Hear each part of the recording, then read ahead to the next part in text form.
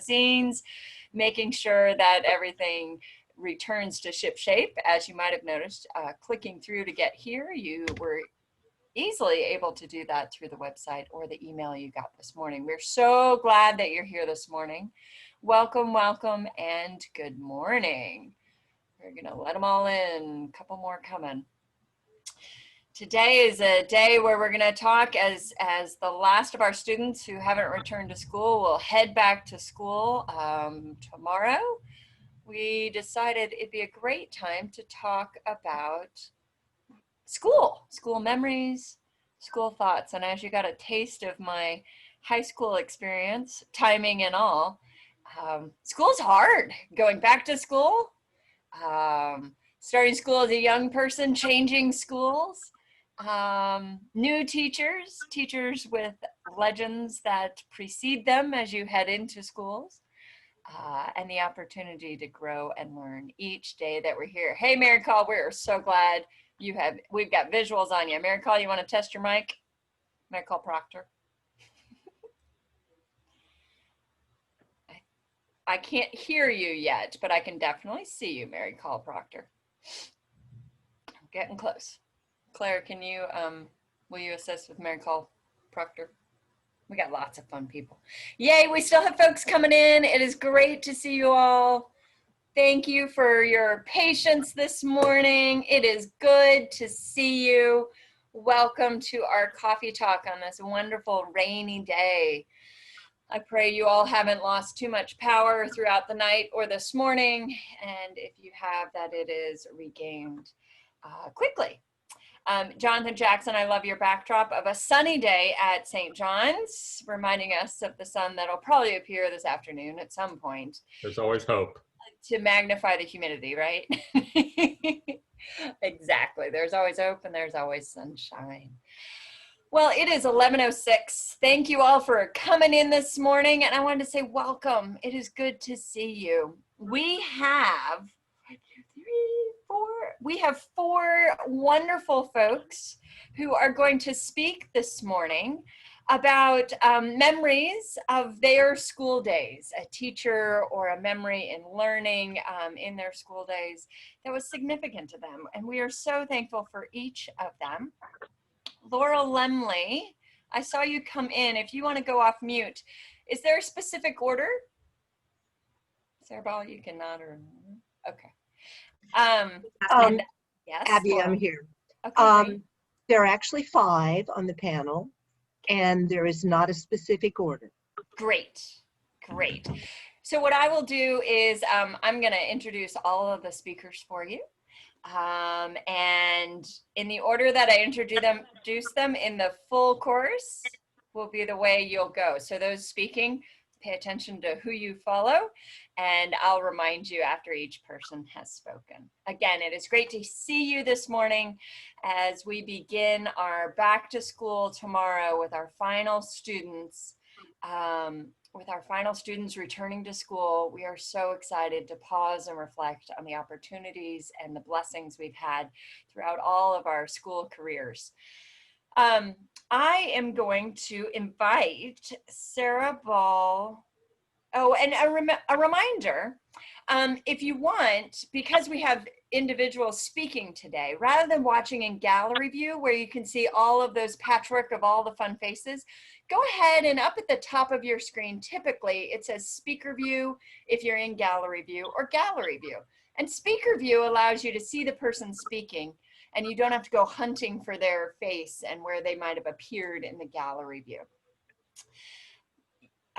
So without further ado, our speakers today are Mary Call Proctor, Jimmy Jonas, Alvin Lee, Kate Kyle, and Sarah Ball Miller. Mary Call Proctor, do we have sound with you at this point in time? She's headed out, but she's coming back in to fix that sound problem, so she should be back Perfect. with us in a couple minutes. So Jimmy, we're gonna go first with you. And Jimmy, you just went on mute. You were off mute. So go ahead and undo what you just did. There you go. Okay, can you hear me now? Totally can hear you. And Jimmy does not have a picture, and that's okay. So if anybody is worried about it, you can only see his name. That's what you get to see about Jim. You can imagine him in his garnet and gold because you know that those are his favorite colors along with Betty Lou's. Jimmy, it's all you. Well, it's a good thing I'm not live, at least not in view. So I'm so ugly, and I don't have to dress up too. So that's a good thing. Let me just put in perspective that when I started school, it was a year before the United States was invaded for World War II. So we're talking about a long time ago. But going to school for me was like opening the door to a much bigger world. It was a flood of enlightenment.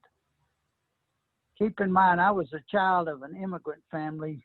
We spoke Greek mostly at home. My parents could speak only broken English.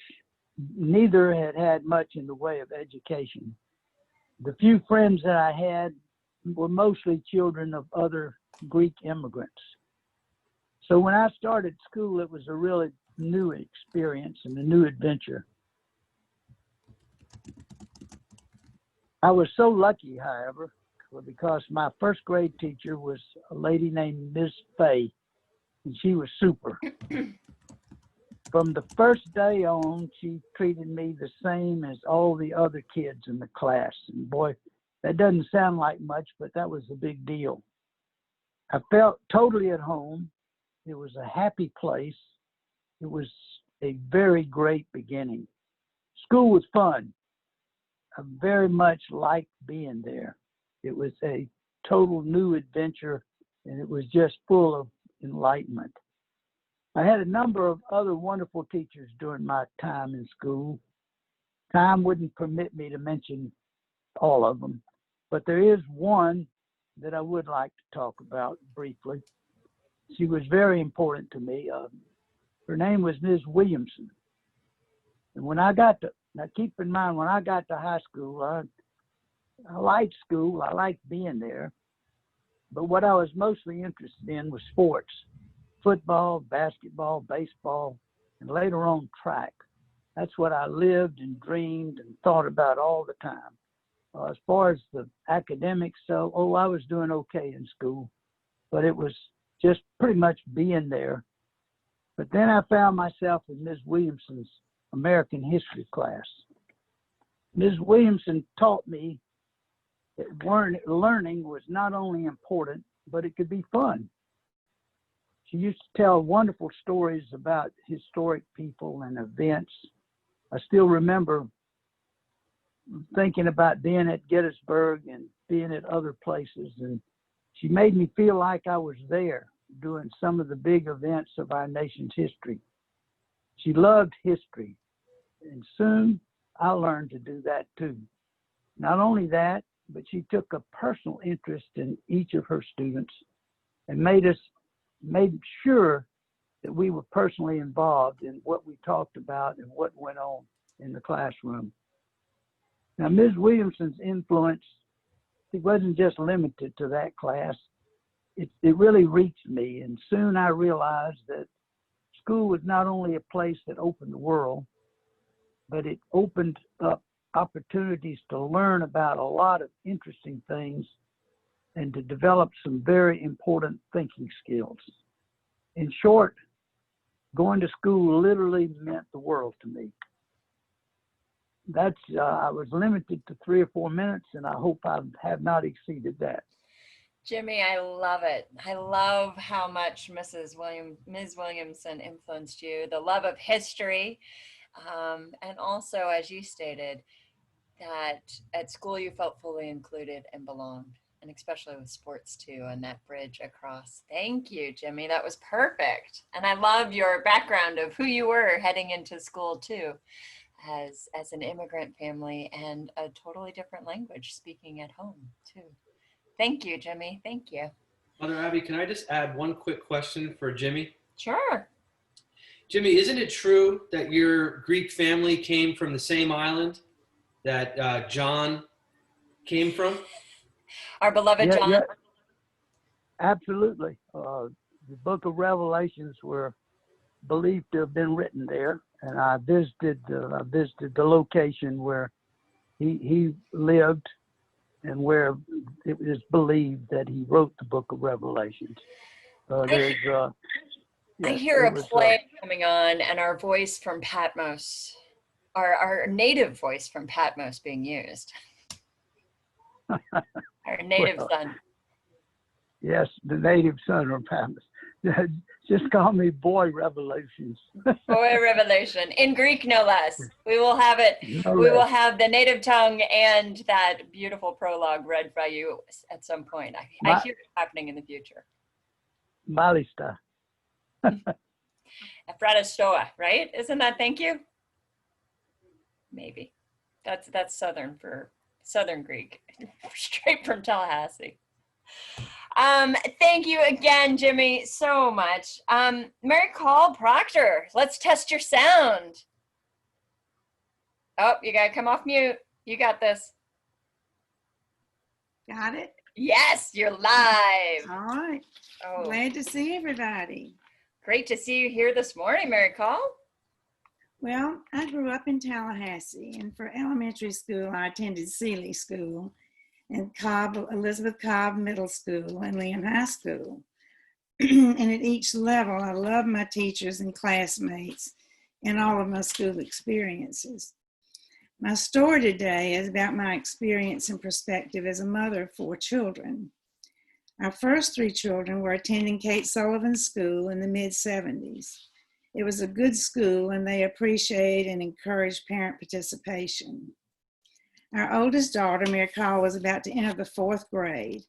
She was excited about going back to school after the summer break. Her main excitement grew out of anticipation of who would be in her classroom and who would be her teacher. The Friday before school began, the names of the classmates and the homeroom teacher would be posted on the bulletin board. The day before the listing was posted, she began to get more anxious. Sensing her anxiety, I asked her what she was concerned about, and she poured out her worries, with special emphasis on, what if I get Ms. Cobb as my teacher? I asked her why she was so worried about Ms. Cobb, and she went on to tell me that she had heard that Ms. Cobb was the strictest teacher in the world, not the county or the state, but the world. And Ms. Cobb had spiky gray hair and wrinkles, which made me a little sensitive too. We talked about how people may not be what they seem. Finally, after lots of attempts to ease her concerns, she was temporarily satisfied. The next day, we approached the building along with every other 4th grader who was eager to see the list posted on the bulletin board. I stayed back visiting with other parents while watching Mary Call approach the board, pause, turn around to me with a look of sheer horror on her face. She got Ms. Cobb. We talked about Ms. Cobb all weekend, trying to reassure her that Ms. Cobb was a good person and she needed to wait and see, face the music and keep an open mind and get to know Ms. Cobb so she could form her own opinion and not believe all others were saying. To make a long story short, she grew to absolutely adore Ms. Cobb, and so did I. Ms. Cobb was a wise and wonderful teacher. Her example is what I want to share with you today. During the middle of the school year, a young girl, Vivian, 12 years old, had been brought to the attention of the county social service worker. Vivian had been living with her grandmother in a rural area of the county in very dilapidated conditions. The grandmother had died, and this child was left alone. When the social worker found her, she realized the child had never attended school. Although she was 12 years old, she could not read, write, and knew nothing about what we called arithmetic. The social worker was challenged to find Vivian a safe place to live and to learn. The school system struggled with the dilemma of the grade level most appropriate for Vivian to be comfortable and experience a stimulating and positive learning environment. Because she was 12 years old, she would normally be placed in the 6th grade level. However, because she was physically mature yet had no education, that was not an option. nor was putting her in a first grade level. This is when Ms. Cobb stepped up and asked if Vivian could be included in her fourth grade class. Those responsible for the decision agreed that might be the best way to bring her into the system. Ms. Cobb knew and trusted that she and the students in her class would and could help. The decision was made and the process began. As a parent, when I realized what was happening, I kept my thoughts to myself, but I must admit, I had reservations and concerns about the difficulties that this might create as a distraction from the learning experiences of the other children in the classroom. I reminded myself of the advice I had given our daughter earlier and the importance of to wait and see. What happened was wonderful. Ms. Cobb had a plan and she knew her students would help her daily. They all cared about their new classmate and they were excited about wanting to help her learn. Each child was given a task, an opportunity, and a responsibility by taking Vivian with them to the library, reading stories to her, teaching her to read, learn her numbers, learn the alphabet, play on the playground, and share their lunches. They embraced her. They took great delight as they realized the progress she was making. All of Ms. Cobb's students developed understanding, compassion, and friendship, while also becoming academically strong. Thankfully, Ms. Cobb had the heart and the wisdom to teach her students more than what they learn in the textbook, but a lifelong lesson of caring and supporting each other. She was amazing, and it was something that I think will stay in the hearts and minds of every child that was part of that process. That's my story. I love it. What a story of inclusion, of finding a place to belong, and care and compassion, because we don't always fit in the same space, don't we? And yet there is a space within that. And what a beautiful story of Miss Cobb and the school working and everyone working behind the scenes to make that a reality. Thank you, Mary Call. And thank you for sharing as a parent that perspective of helping your child start that new space with teachers who have legends that precede them for various reasons, personalities and things like that, and walking alongside of, taking those one step and day at a time moments. Thank you, Mary Call. Alvin Lee, you're next in the rota. Come on up. Remember to take yourself off mute. There you go. All right, Mary Call, you can go on mute. Good morning. Wow. Morning. I love both of those stories. I think my story is coming from a perspective of how church can impact learning. Before I started school formally, I had a teacher by the name of Sadie Davis Christopher Steele, who happened to be my godmother, who also happened to be a teacher for 40 years with the Savannah Chatham County Public Board of Education. Godmother Sadie, at the age of 4,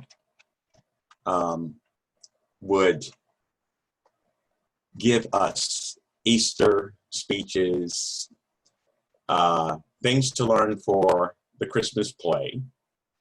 And we had to learn it. We could not get up there and read off a piece of paper. You know, it had to be committed to memory. That foundation set the stage for my formal schooling.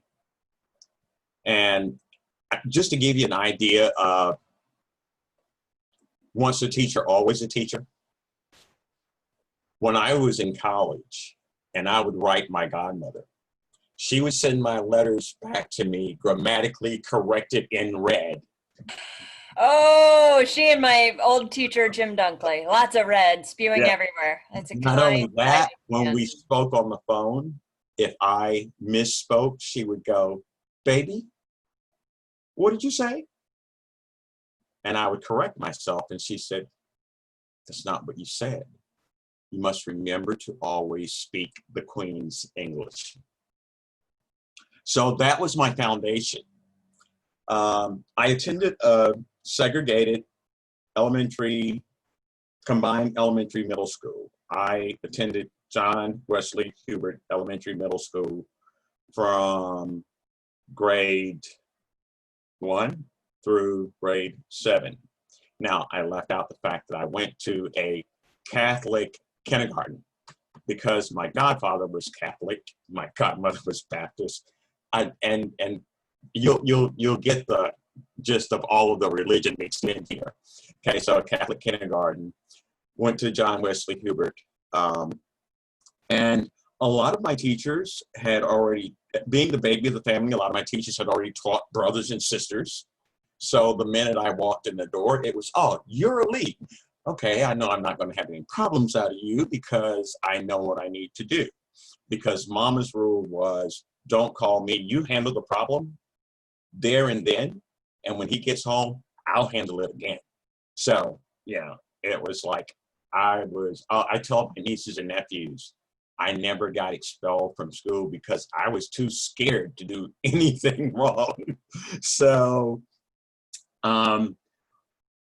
going through John Wesley Hubert Middle School, elementary and middle school,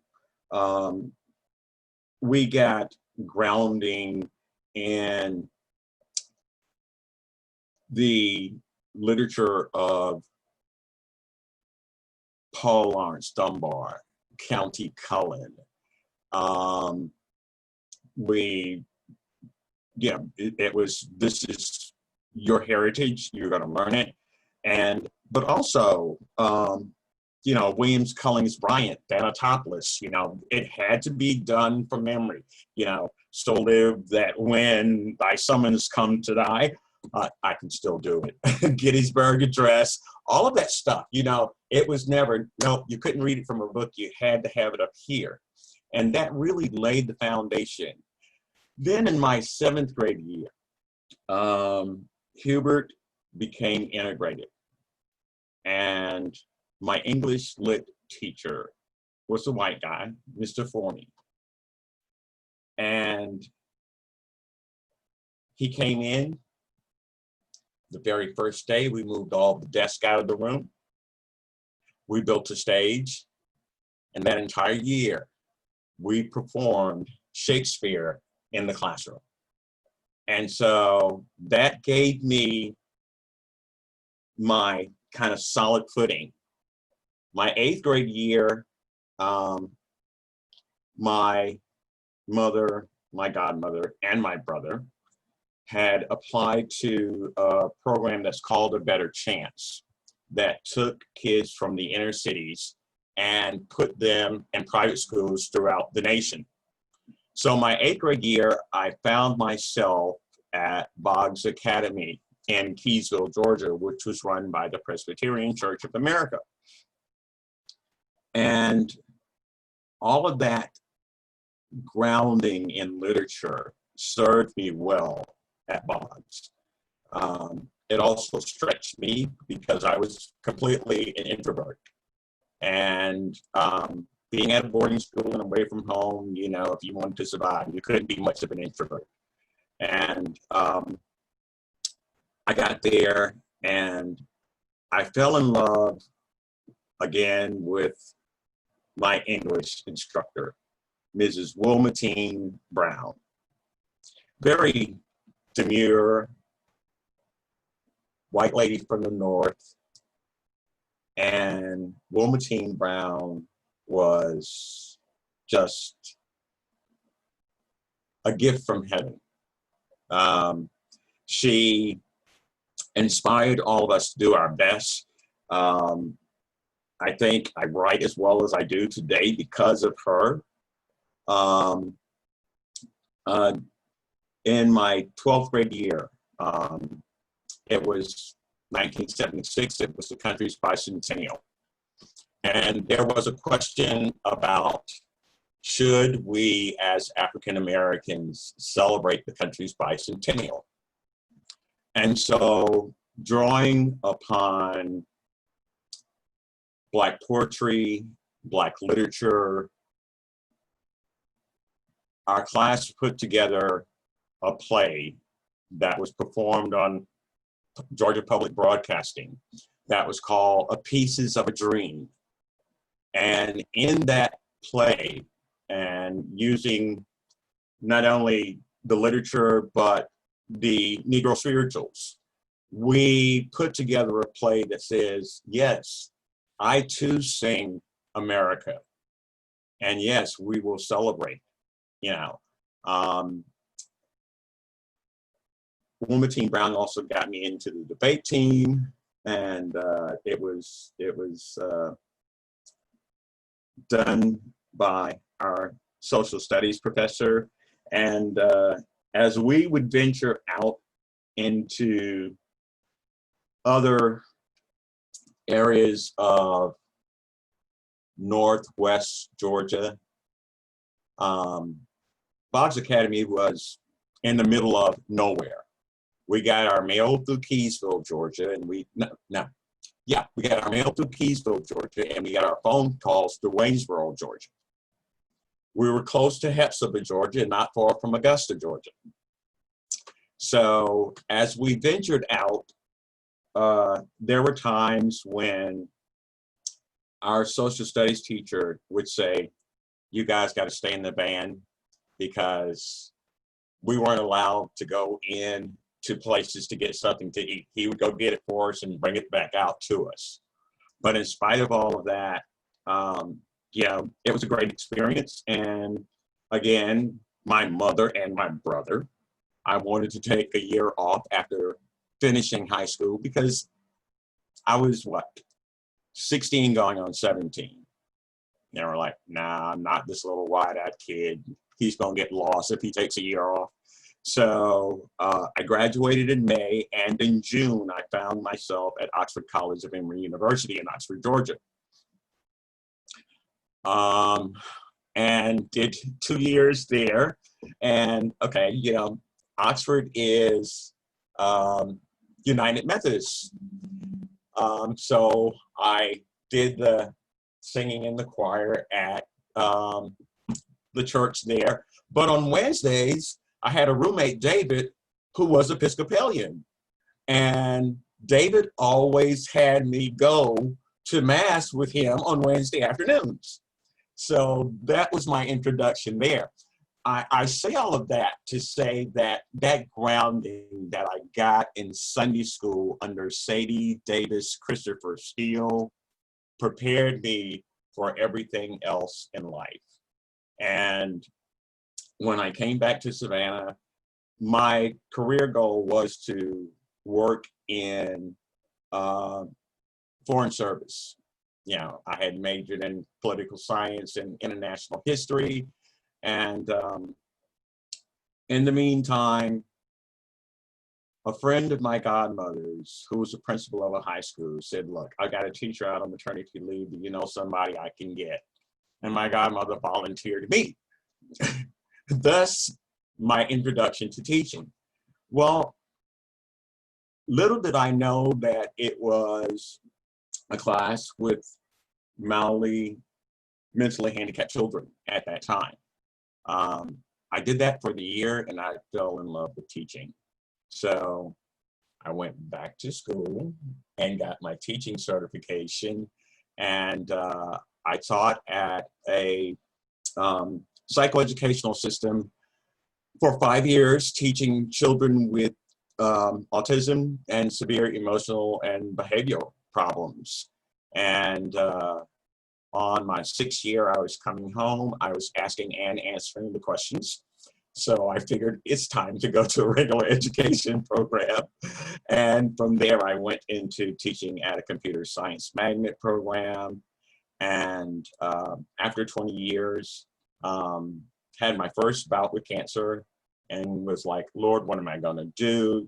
I'm not gonna be around my babies anymore.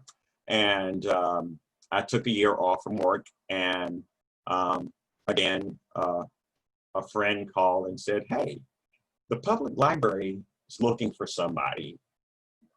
And that started my career working in libraries. And I left that, went to Thomasville and was a site coordinator for a 21st Century After School program for a year.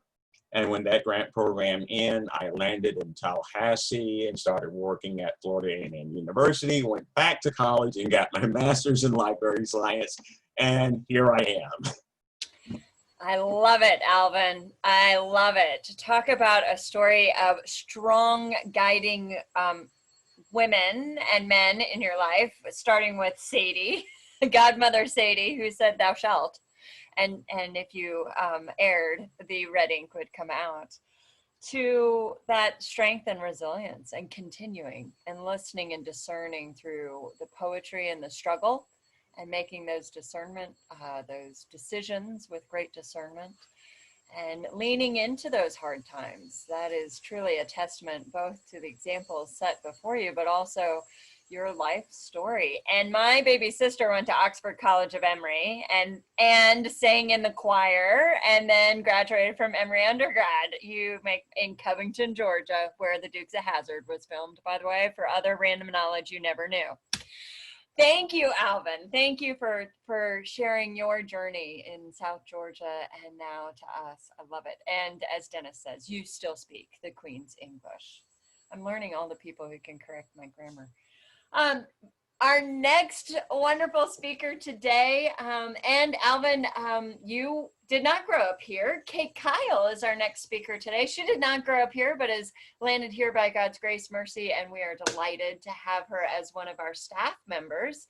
But she's gonna, I told her there was Pennsylvania in the sermon today, and she's gonna share a bit about her education piece that she wanted to highlight tonight. Thank you, Alvin, and thank you, Kate. Thanks, Abby. I know, I was so excited when you started talking about Carlisle and Pennsylvania. It's my home state. So I grew up there. Gosh, we moved around a little bit, but then from first grade all the way through high school, I lived in southeastern Pennsylvania in the suburbs of Philadelphia in Chester County, which is just a beautiful place to live, really, really idyllic. It was just a happy childhood and I loved school. I really always loved my teachers. I was probably a model student. But you know, school is sort of, you do the things that you have to do. You take the classes that they tell you to take. And by the time I got to junior high school, it was that I was offered the opportunity to take French. And so I was really, really excited to learn a foreign language. I thought it was just really going to be great. And I fell hard. I just fell in love. You could just call me a total Francophile. I love everything about France. And so that started in 7th grade. And I can't even remember the name of the teacher. I was so smitten with the language and learning new words. She retired. She wasn't that great of a teacher. She was pretty old. And I think we got away with a lot of shenanigans in junior high school. But then when I got to high school, I had a really, really marvelous French teacher. And her name was Madame Yvonne McFadden, and I was quite smitten with her because she was, like all French teachers, are usually pretty fabulous, very stylish. And it was really, I think looking back and thinking about this panel today, it was really the first time when I encountered the language and the culture and the history that you learn when you learn a foreign language. It was really the first time that I realized that learning is its own reward. You know, when you are curious and when you have a passion and you love something, it never feels like work. It always feels like joy. And a lot of my other schooling was, you know, you have to take these classes, you have to learn these things, you have to take these tests, you have to get these grades. But for me, French was just pure joy. And it never even felt like work. I would do it all the time and love to do my homework and I love to read. And I also felt that way about music. I was always in the band and I played a couple of instruments. And for me, music was also a very joyful thing that never felt like work. So fast forward, went to college and I told my parents, oh, I think I want to be a French teacher. And they said, oh, no, you don't want to be a teacher. You go get a business degree. My parents are super duper practical people. And so I was like, oh, really? You think I should get a business degree? But I was such a good kid that I did what they said, and I got a business degree. But I never, ever lost my love for French. And I said, okay, I'll make a deal with you. I'll get a business degree, but it'll be international business. And I'm going to also study French. And so I just took every semester, I just had 1 or 2 French classes just because that was what I loved. So I studied abroad in Paris my junior year, and it was just a marvelous experience. It was during the first Gulf War. It was 1990, that spring semester of 1991. And I remember my parents were, this was before email. I never called home. I was like, don't worry about me, I'm fine. But it was an interesting experience to be living in Europe at a time when, all of that was happening, to get another perspective of how the United States is viewed in the world. There are lots of people from the Middle East who live in North Africa, who live in France. And so it was a great time for me. And I ended up with a business degree, and kind of most of my work experience has all been about business and finance and budgeting, but I just will always maintain the love that I have for French. And I'm delighted to tell you that my children, I've infected them with the French virus. And so my oldest son, Jake, who is a senior at FSU, he picked up French in middle school and high school and has a good ear for language. And he is an international affairs major with a double major in French also. And he's picked up Arabic too. He's learning Arabic. He's got that real ear for language. So 2 years ago, we took the whole family over to France. And that was the first time I had been back since 1991, which was really a lot. It's hard to travel with 3 little kids to Europe. But we had the most marvelous time. I was just in tears everywhere we went, just to see my children there. And it was during the World Cup, so it was just a really exciting time. But yeah, that's my story. I still love to watch French films, and I'm just a big old Francophile. I love how you made the two marry, as Dave said, learning for learning's sake, and the joy, finding what it is that makes your heart sing. And the language of love of the teacher and inspiring you, but also finding that ability to speak to others in different ways. We all learn in different ways, as Alvin shared in his story of learning or teaching with those who had different needs, learning in a new language like Jimmy Jonas, and learning and helping our children learn, Mary Call, and how other teachers made it a priority for others to learn. Thank you, thank you, thank you. Vive la France. Sarah Ball Miller, you are our final speaker of the day, and we are delighted to have you join in the chorus. Thank you. Glad to be here. I had a lot of great teachers all along the way, but one that was the first to pop into my mind, and I think for good reason, is someone who, when I went to college, there's a group called Reform University Fellowship, which was one of the kind of Christian organizations on campus. And I had several friends who attended, and I agreed with some of the stuff that was taught there, not 100%. So I kind of had 1 foot in, 1 foot out of that organization. But they had 2 employees in that organization. One was a male who was the pastor, and one was a female who was about 30, who led a lot of the Bible studies for the girls particularly. And she was brilliant. She was not allowed to be the head minister because she was female in that organization, but she was very well respected in that community and was one of the smartest people I had ever met. So she was fascinating to listen to in these Bible studies. But there were 2 main lessons that I took away from her. Probably about my junior year, she called me one day and asked me to go to lunch. And I said, okay. And I was kind of taken aback that she had invited me for lunch. I didn't know why. I'll be out in a minute. Sorry. I was taken aback. I didn't know why she'd invited me for lunch. And so I mentioned it to a friend of mine. I said, Paige called and wants to go to lunch. What's this about? What's she wanting to talk about? And they said, no, she just does that. I was like, all right. So we went to lunch, and I was waiting on some big discussion about God or Jesus or a question or something, and nothing happened. And then I started learning that that's just what she did. it was not, her angle was not purely giving Bible studies, but it was meeting people where they are. And so another good friend of mine was probably agnostic, I guess, and she was reaching out to her.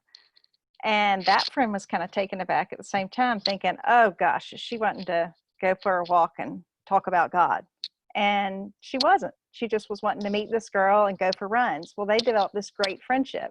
And what naturally follows from friendships is that trust and that conversation. And so all of us have these, particularly in college, and I guess all of our lives, have these questions that are bouncing around in our heads or thoughts. And this girl, Paige, this woman, Paige, developed these friendships so that we knew where she stood. We knew what she believed, but she gave us the opportunity to come to her with the questions. She wasn't pushing. She was there, and we knew what she represented. And to me, that was such an example in life about just being there for people, just developing the friendships, and the rest of it kind of, God takes care of the rest of it in his timing as opposed to ours.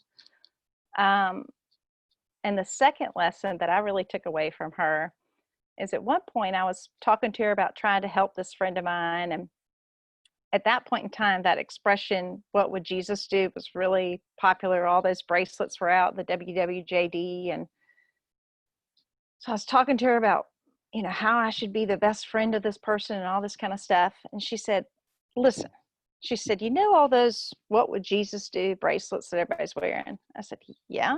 And she said, there's one problem with that. I said, what? And she goes, we're not Jesus.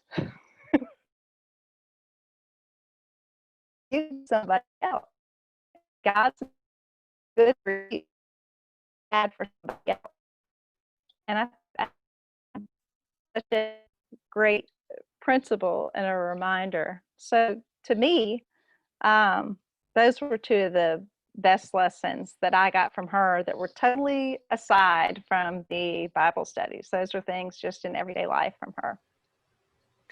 I love it, Sarah Ball. And I'm sure as you guys are thinking back through your own stories where the common grounds are, it reminds me, Sarah Ball, one thing I learned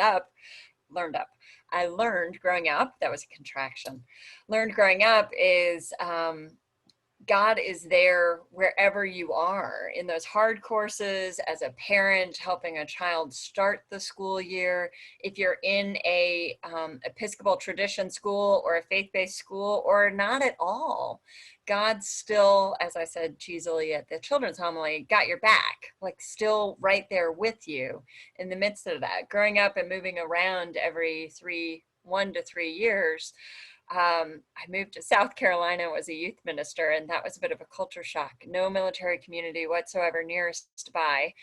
And it was the biggest learning curve for me to understand why people were so associated to a church and a space. And in reflecting on that, I realized that is where God was, and the gift of sharing the other experience of, it's a good thing I wasn't tied to one space, because I never got back to one space. And the gift of realizing God is there with you. If you have the gift of a home church that all of your friends and family have been baptized or married in, or even if you don't, that relationship encounter and the opportunity to break bread, Sarah Ball, as you said, versus an agenda or a task, but being in relationship in meals, be it in the cafeteria as teachers in the teachers lounge, to taking that pause in the midst of our children's days, how that looks, especially in our crazy different world. You guys all had such beautiful, wonderful stories. There were some threads going on where people went, yes, exactly that, this, and mine. Sharing from what it felt like to be in a new space, sharing about the determination of teachers.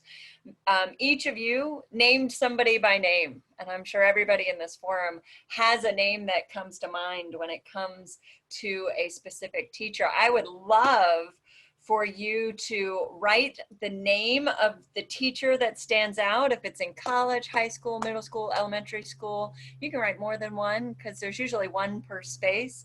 And Dave, thank you, but you're early. And the subject matter that they taught. I want to know some of the rest of it too. Who is that teacher? What was that subject matter? Thanks, Mandy.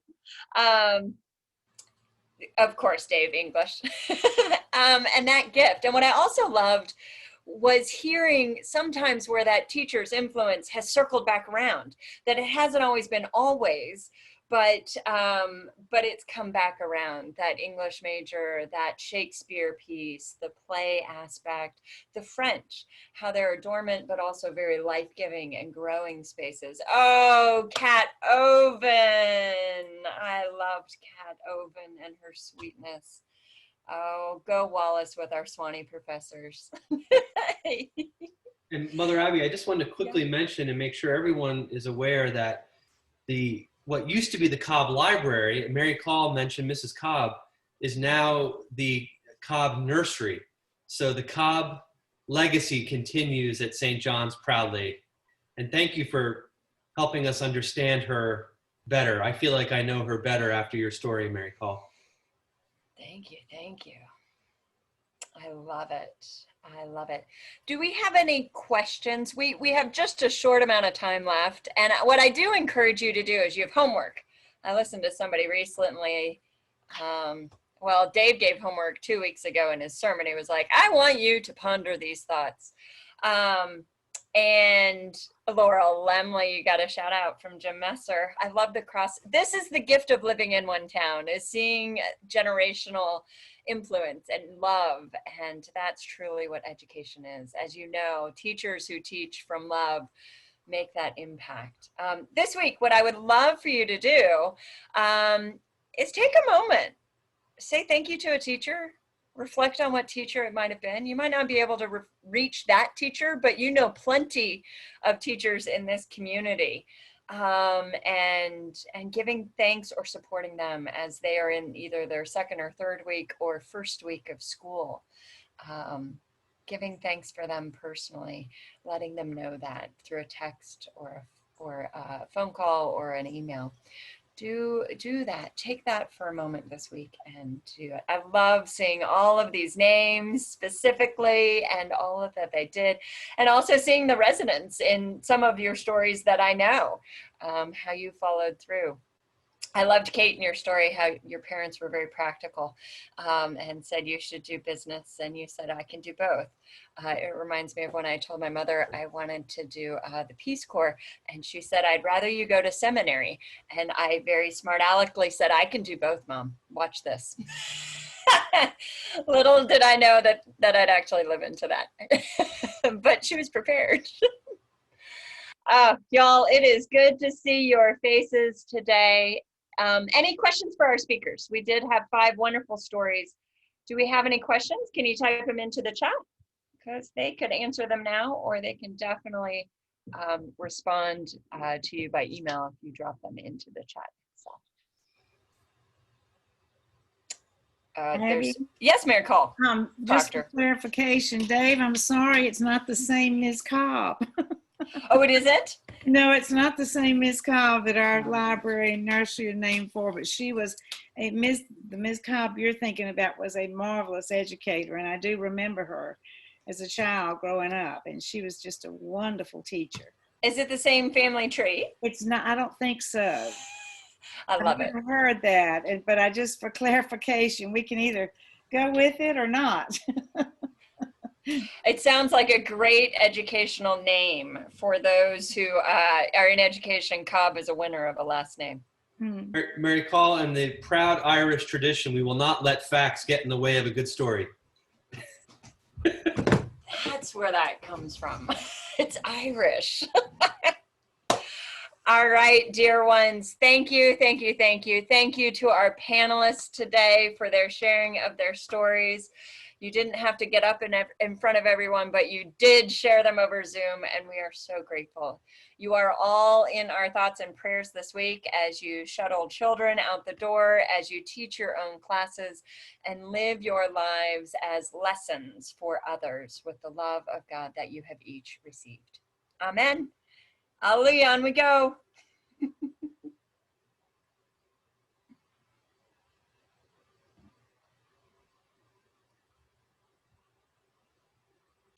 Oops, I forgot to tell you how to get to the thing tonight, but you'll figure it out. This is the challenge of so It's many in the things. link. It's in the link. It's that in was the sent this link. It's on morning. the website. Everybody, website. Go to the website. I know, Could- Mandy. I'm sorry. Could you be more clear about that? Website. We were laughing at my house, Dennis. How many times could I say website in like? Do we have a new website? I hadn't heard. I'm not sure. Rob was like, "What time?" Because I think I said 4 p.m. like 7 times. We'll get him there. Bye, Yeah, everybody. the website looked different today for some reason. Oh yeah, we're gonna go with the storm. Bye. Bye. Bye everybody. Thank you. Share, shut us down. Oh, that's Got a a good new name. I'll take it. Wait. I want to see the iPhone. These are so fun. Yay! I love it. So much fun to read those. Oh, that is awesome. Isn't that great? And Miss Howell. All right. Okay, shut us down. Melissa, right. thanks so much. Great to see you all. Bye. Bye.